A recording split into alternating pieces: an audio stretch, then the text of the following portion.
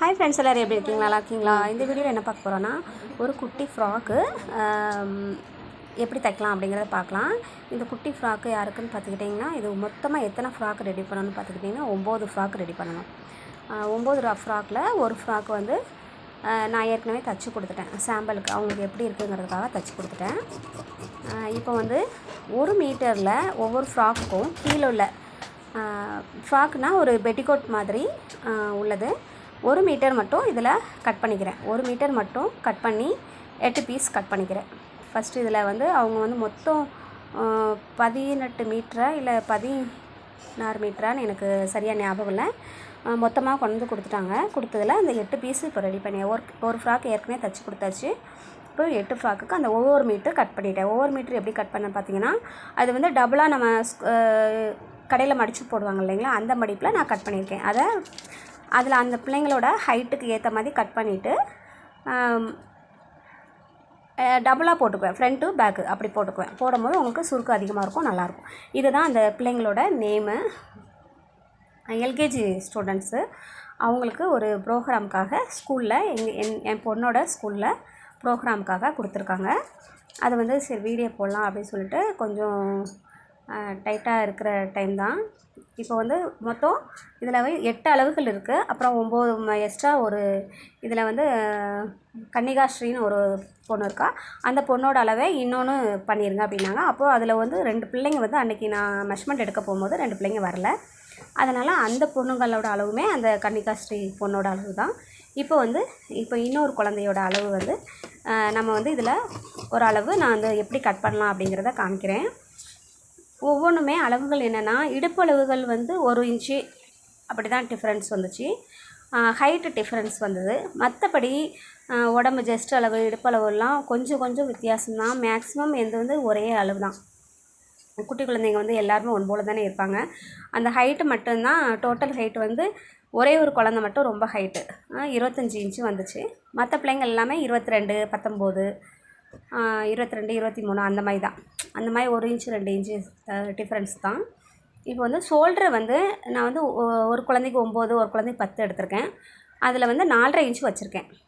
8 inch வச்சுருக்கேன். மொத்தம் total 4.5 inch வச்சுருக்கேன். ஏன்னா இது வந்து ஸ்லீவ்லெஸ்ஸு ஃப்ராக் மாதிரி. ஸ்லீவ்லெஸ்ஸுங்கிறதுனால ஷோல்ட்ரு வந்து கொஞ்சம் அதிகமாக இருந்தால் தான் அந்த ஆம்கோல் கிட்டலாம் அழகாக இருக்கும். நம்ம அந்த வேலை பார்த்த இடம் வந்து அந்த இடம் அழகாக இருக்கும். அதனால் ஷோல்ட்ரு வச்சுட்டு இறக்கம் வந்து 2.5 இன்ச்சும் நெக்குக்கு வந்து 3.5 இன்ச்சு வச்சுருக்கேன். ஏன்னா ரொம்ப க்ளோஸாக பேக்கில் வந்து ஜிப் வச்சு தைக்க போகிறோம். அதனால் ரொம்ப லூஸாக இருந்தால் நல்லா இருக்காது. அதனால் இந்த மெஷர்மெண்ட்டில் நான் கட் பண்ணியிருக்கேன். ஹைட்டு வந்து மொத்தம் இவங்க வந்து என்னென்னா அந்த ஜஸ்ட்டுக்கிட்ட தான் ஹைட்டு கேட்டிருக்காங்க. ஹிப்புக்கிட்ட ஹைட்டு கேட்கல. அதனால் ஒவ்வொரு குழந்தைங்களுக்கும் 8, 8.5 அப்படி தான் வச்சுருக்கேன். ஒரு 3 ஃப்ராக் மட்டும் தான் 8 இன்ச்சு, மற்றது எல்லாமே 8.5 இன்ச்சில் வச்சுருக்கேன். இப்போ வந்து அதை கட் பண்ணியாச்சு. சரிங்களா? இடுப்பு ஸ்டில் வந்து 22 தான் மேக்ஸிமம். வந்து 20, 21, 22 அப்படி தான் இருந்துச்சு. அதில் வந்து நான் வந்து ஒரு 1/2 இன்ச்சு 1 இன்ச்சு லூஸ் வச்சுருக்கேன், அவ்வளோதான். இது வந்து லைனிங் எதுவுமே கொடுக்கல. அதனால் இந்த வெயிலுக்கு வந்து பிள்ளைங்களுக்கு கசகசன்னு இருக்கும். அதனால் அதுக்கேற்ற மாதிரி கொஞ்சம் நான் லூஸாக தான் விட்டு தைச்சிருக்கேன். இந்த 8 ட்ரெஸ்ஸு கட் பண்ணியாச்சு. கட் பண்ணிவிட்டு ஒரு ட்ரெஸ்ஸு நான் இப்போ வந்து 4 ட்ரெஸ்ஸு நான் தைச்சிட்டேன். அது வந்து எப்படி தைச்சேங்கிறத இதுதான் இந்த ஃப்ராக் தான் நம்ம இப்போ வந்து கட் பண்ண காமிச்சோம். இது எப்படி தைக்கலாம் அப்படிங்கிறத பார்க்கலாம். இது பெல்ட்டுக்கு வேறு கலர் பிஸ்தா க்ரீன் கலரில் வாங்கி கொடுத்துருந்தாங்க. அதுவுமே சாட்டின் கிளாத் தான், நல்லா ஷைனிங் உள்ள கிளாத் தான். இவங்க வந்து எத்தனை தைச்சிங்க அப்படின்னு கேட்டாங்க. கேட்டதுனால சரி ஒரு 4 ஃப்ராக்கு தைச்சி முடித்த உடனே நான் எங்கள் அத்தாண்ட கொடுத்து விட்டுட்டேன். இப்போ மீதி வந்து இன்னும் எத்தனை இருக்குன்னா 4 ஃப்ராக் இருக்குது.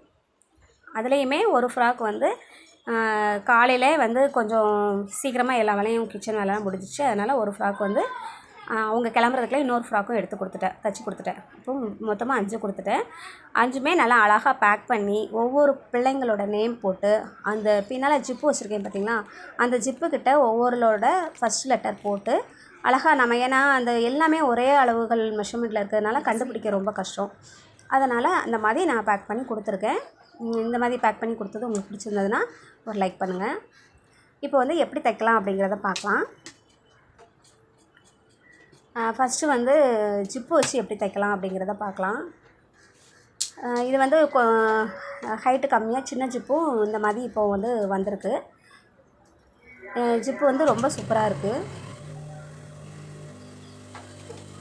வந்து ஸ்டார்டிங்கில் ஒரு 1/4 இன்ச்சு மேலே விட்டுக்கோங்க. நான் ஃபஸ்ட்டு வச்ச ட்ரெஸ்லலாம் என்னென்னா அந்த நம்ம ப்ளவுஸ்க்கு எம்மிங் பண்ணுற மாதிரி நெக்கு ஃபினிஷிங் பண்ணியிருந்தேன்.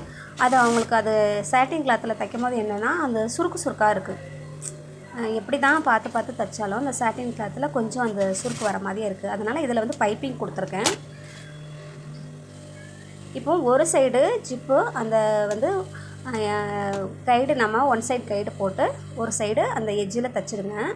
தைச்சிட்டு மறுபடியும் திருப்பிட்டு இன்னொரு கிளாத் இருக்கு இல்லைங்களா, அதை வந்து மேல் வாக்கில் வச்சு அதுலேயும் ஒரு தையல் போட்டு திருப்பி எடுத்திங்கன்னா ஜிப்பு வந்து ஃபினிஷிங்காக அழகாக வரும். அது வந்து கொஞ்சம் பாதியில் கட் ஆகிடுச்சு. இப்போ ஜிப்பு தைச்சிட்டு அடுத்தது என்ன பண்ணணும்னு பார்த்துக்கிட்டிங்கன்னா, கீழே வந்து அந்த நான்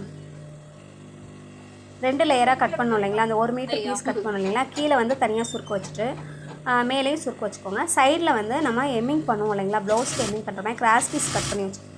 அந்த கிராஸ் பீஸை அடித்து திருப்பிட்டு அந்த பிசரை கட் பண்ணி விட்டு மறுபடியும் தையல் போட்டுக்கோங்க. அது வந்து அந்த ஆங்கோல் கிட்ட வந்து ஃபினிஷிங் வந்து நல்லாயிருக்கும்.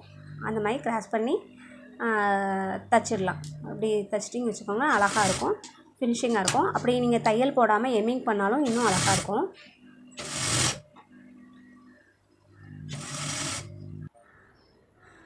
இப்போ வந்து அந்த ஜிப்பு வச்சது ரெடி ஆகிட்டு சைடு ஆம்கோல் கிட்ட நெக்கு பைப்பிங் வச்சுட்டேன்.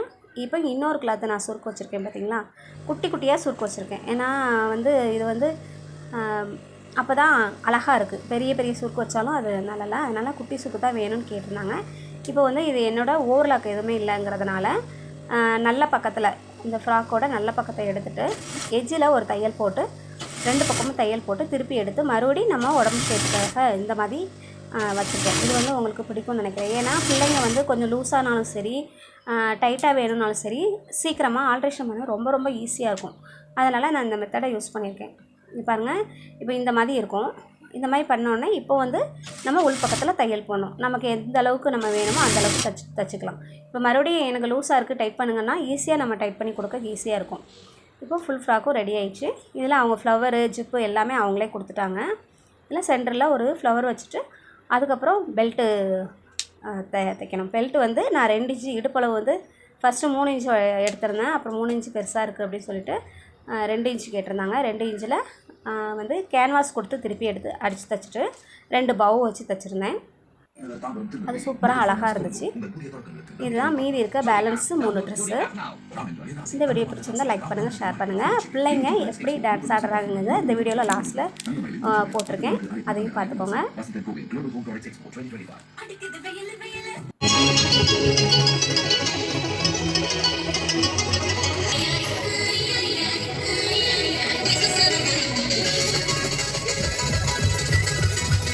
Green and greenery. We plant more trees and make our environment move towards the healthy generation.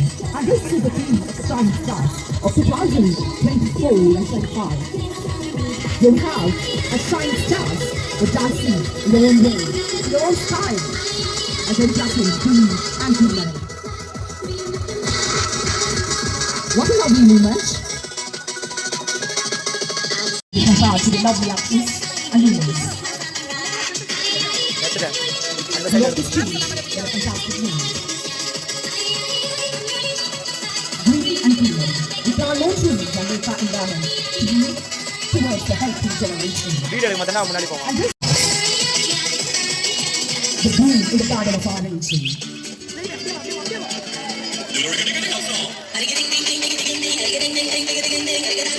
The next lovely walking movement.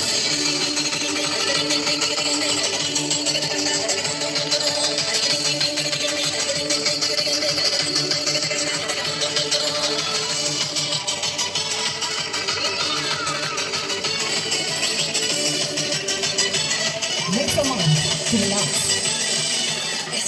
in a comfort zone. This time comes to a relaxation to our mind.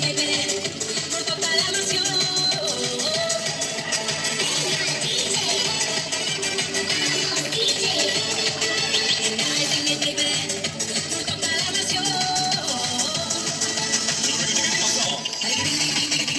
represent green and greenery, we plant more trees, and then climb grammar to lead towards the healthy generation. And this is the theme of the Shining Stars of Nurturing the Garden.